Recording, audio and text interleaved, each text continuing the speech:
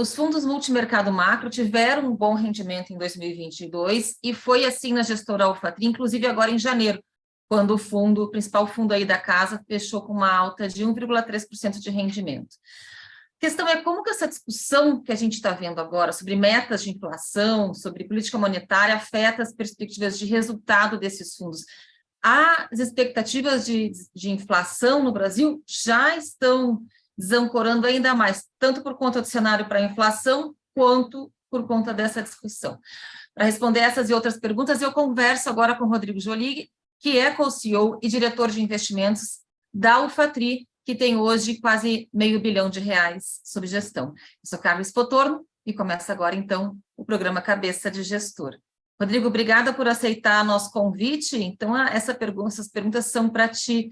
Essa discussão sobre meta de inflação já deve afetar a perspectiva para resultado, para retorno dos fundos macro?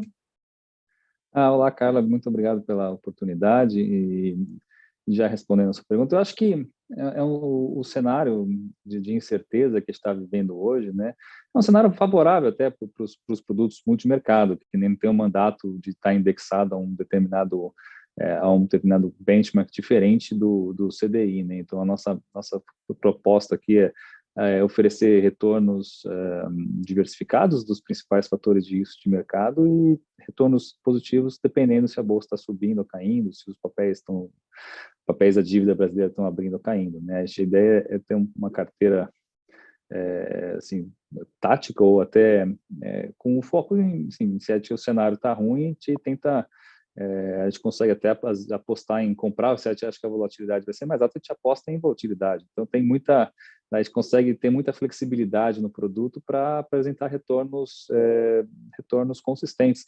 E a ideia é exatamente essa, em cenários bons ou ruins, e quanto mais volatilidade, mais tende a ser mais oportunidade de fazer algumas apostas, investimentos que tornem o retorno atrativo da classe. Acho que foi o ano passado mostrou isso, né? Um ano em que bolsa sofreu no mundo, renda fixa sofreu no mundo e a classe multimercados no Brasil e a classe de hedge funds macros lá fora tiveram performances bastante positivas, né? Então acho que um cenário incerto, como a gente vê a economia hoje ainda, e só tende a continuar favorecendo o produto. Agora, como esse cenário de maior incerteza e volatilidade, né, que a gente está comentando, tem obrigado vocês a terem uma estratégia mais tática, de longo prazo, menos direcional? Sim, acho que a gente tenta acompanhar os ciclos econômicos, né, e tentar se posicionar quando a gente, por exemplo, no ano passado, que estava se iniciando um aperto monetário global sincronizado, a gente tinha apostas direcionais, tomadas em juros. Agora a gente vê que a gente está chegando mais próximo do final, a gente faz mais apostas relativas na curva de juros, né? Como a gente fala no mercado, né? Os steepeners e flatteners, que são, assim, plays de curva, né? A gente já toma juros no longo prazo e aplica no curto prazo. Então são posições mais relativas e com uma convicção menor na direção de algum mercado. Acho que tivemos grandes tendências no ano passado. Esse ano está com um cara que começou com bastante volatilidade, um cenário bastante incerto para a economia global e brasileira, mas é assim que no momento a gente tenta manter as posições um pouco menores no direcional de algum mercado específico e mais relativo e esperando um momento para tentar achar uma nova tendência. Essas posições relativas, como que vocês estão hoje, tanto em renda fixa externa quanto no Brasil? A gente tem uma posição no Brasil, né? Acho que a nossa cabeça é que o ciclo monetário estava chegando ao fim. A gente ainda acha que, assim, essa discussão toda que tem tido nas últimas semanas de revisão de meta, briga entre governo e Banco Central, aumenta um pouco a certeza, mas a gente ainda trabalha com o cenário base de que os juros no Brasil devem ficar elevados por um período razoável de tempo e provavelmente o novo ciclo será de corte ainda. Por mais difícil que esteja se tornando novamente o cenário de inflação, a gente não trabalha com altas na curva de juros. Então, a gente tem posições tomadas na parte mais longa e aplicadas ali em 2 anos. E nos Estados Unidos esse ciclo não terminou ainda, e acho que tem em alguns países, assim, por mais avançado que esteja, está aguardando a confirmação de que vai terminar. Assim, acho que o mercado de trabalho nos Estados Unidos segue bastante forte, a inflação, o mercado está acompanhando de perto os números de inflação, mas a gente acha que a gente ainda tem uma posição aplicada na inclinação, né? A gente acha que esse trade está numa tendência de ficar cada vez mais negativo, e acho que a gente está acompanhando. Acho que quando o Fed finalmente terminar de apertar o ciclo de aperto, a gente é um momento melhor de sair dessa posição, mas também, a gente já chegou a ter posições aplicadas em direcional, mas agora que está chegando mais próximo do final, a gente fica mais no flat, né, da curva dos Estados Unidos. Acho que... E a gente vê um pouco de divisão aí do mercado, e quando a gente olha a precificação do aperto monetário dos Estados Unidos na curva de juros lá fora, né, no CME, a gente vê que está tendo uma mudança de percepção de quando que acabam as altas lá, né? Na avaliação de vocês, março, abril, tem um fôlego para uma alta a mais? O que está no cenário de vocês? E o que mais preocupa vocês hoje lá, em termos de risco, né, para a política monetária? Eu acho que, assim, o mercado estava trabalhando com um cenário que o Fed provavelmente poderia encerrar o aperto monetário em mais uma, no máximo 2 reuniões. Mas eu acho que fez com que, inclusive, o mercado de ações tenha reagido melhor. Eu acho que também motivado ao case de reabertura na China, né, que tem ganhando fôlego, que é um ambiente positivo de investimento, né? Acho que a economia da China ficou fechada por 2 anos, e um case de retomada do consumo lá, como aconteceu nas demais economias, demais países do mundo, Brasil, Europa e Estados Unidos, quando a gente viu um alívio das restrições de mobilidade, um crescimento forte em consumo, então trouxe commodities para cima. Isso acho que é um outlook muito positivo até para o risco, para ativos de risco, né? Então a bolsa andou junto, até títulos de renda fixa mais longos tiveram uma performance boa. Mas acho que por isso que o mercado tem colocado muita ênfase nos números de inflação, né? Porque o Fed tem falado, né? A gente vai continuar, a batalha contra a inflação não está ganha, então continuar acompanhando. Com a economia vindo forte desse jeito, commodities voltando a subir, mais por causa do case da China, eu acho que, assim, talvez o mercado tenha que revisar essas expectativas de que o Fed logo estará finalizando o processo e começando um ciclo de corte, até o que o mercado precifica para o segundo semestre desse ano. Acho que a pergunta que está aberta, que a gente vai conseguir ver mesmo só para esse ano, é se realmente essa inflação, principalmente as medidas, os core inflations, vão voltar a manter essa tendência de queda e convergir para a inflação de 2,5%, que é a meta de inflação lá fora. Assim, tivemos uma desinflação, a inflação chegou próximo de 10 nos Estados Unidos, agora está começando a cair, o core inflation tem caído, né? Mas eu acho que, por enquanto, está em níveis ainda bem acima do que o Fed gostaria, né? Ainda mais com o mercado de trabalho apertado do jeito que está.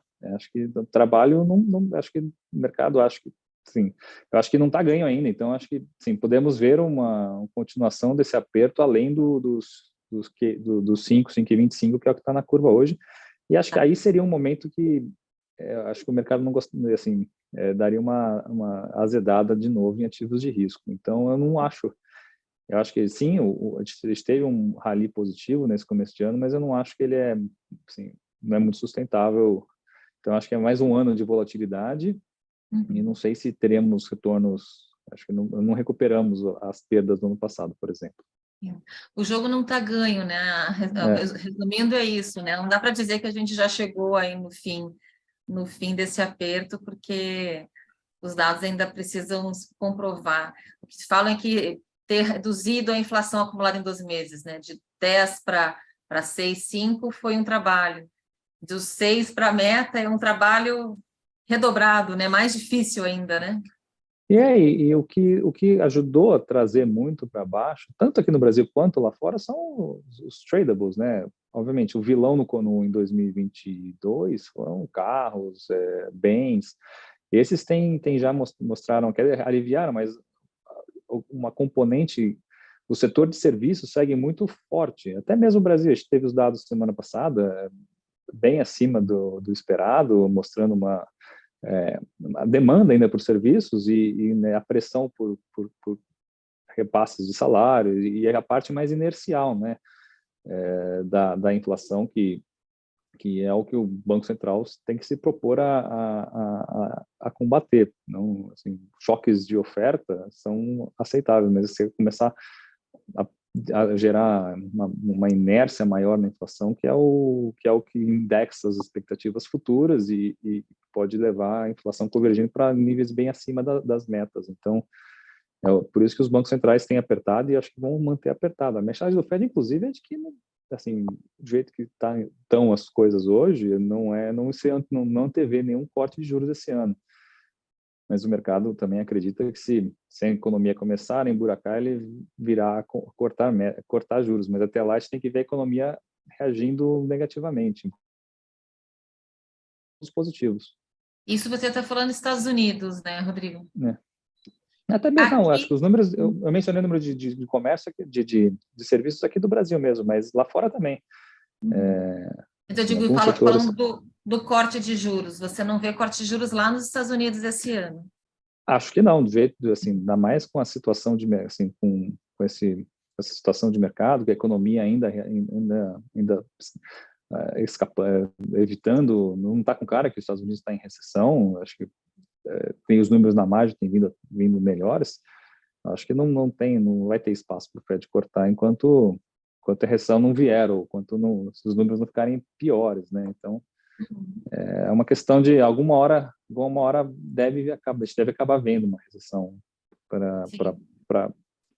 porque o mercado de trabalho segue muito apertado, né? Então é difícil acreditar que a inflação de serviços vai voltar para um patamar de 2,5 numa situação tão apertada de mercado de trabalho. Sim. E Brasil, você falou, não prevê um aumento dos juros, mesmo com esse cenário de inflação de serviços e um pouco, né, mais difícil, né, resiliente, mas vocês veem que tem corte ainda no ano de 2023? Acho que o que tem acontecido nas últimas 2 semanas, esse debate de revisão de metas, não estava assim, estava tudo na cara que o próximo ciclo seria realmente de corte esse ano ainda. A economia brasileira, a parte de industriais e de varejo, que é mais sensível a crédito, já mostrava sinais de desaceleração, mas o problema agora começando essa desancoragem das expectativas de inflação mais longas, que acho que boa parte disso veio desse debate de revisão de metas, né?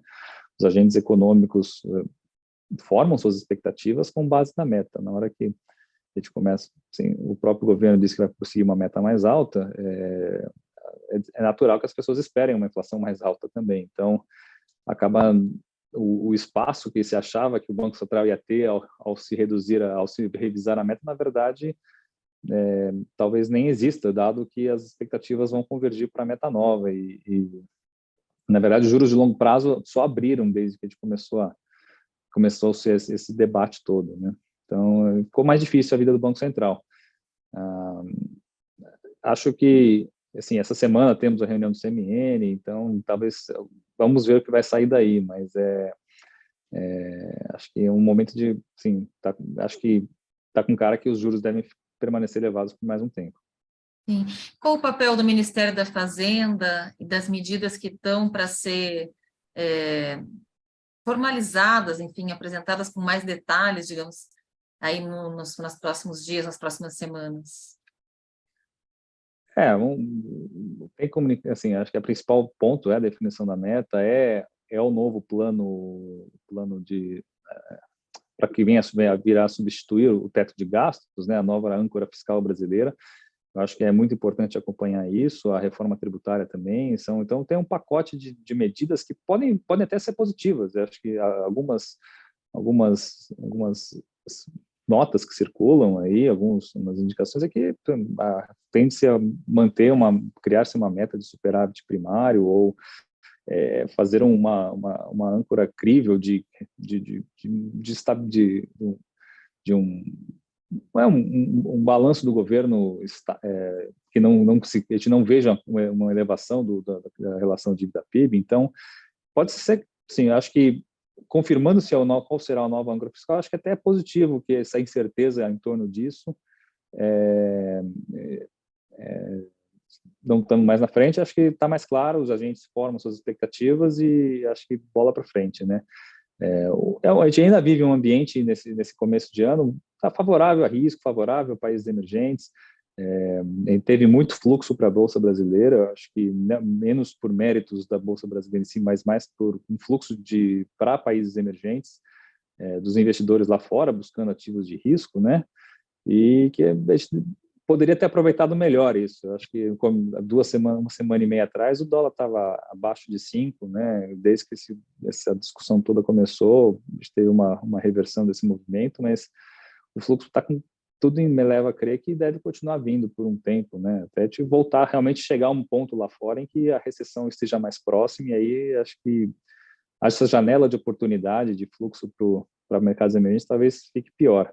Mas até lá o governo assim, tem tido, por mais toda essa discussão que a gente tem tido de incerteza, aliás, no setor, na parte fiscal e na parte monetária, o dólar está razoavelmente estável ali, estamos aí nos 5,20. Acho que é um dos grandes benefícios também de um Banco Central independente e de a crença até de que que a nova âncora fiscal brasileira será fiscalmente responsável e não levará a nossa relação dívida-PIB a níveis explosivos. Sim, insustentável, né? Tá É. certo, Rodrigo. Te agradeço demais aí pela entrevista, viu? Muito obrigada. Imagina, muito obrigado. Obrigado pela oportunidade. Estamos à disposição. Obrigada, Rodrigo. E a gente encerra, então, aqui o programa Cabeça de Gestor. O apoio técnico foi do Léo Souza, que é da TV Estadão. A gente se vê no próximo programa. Tchau, tchau.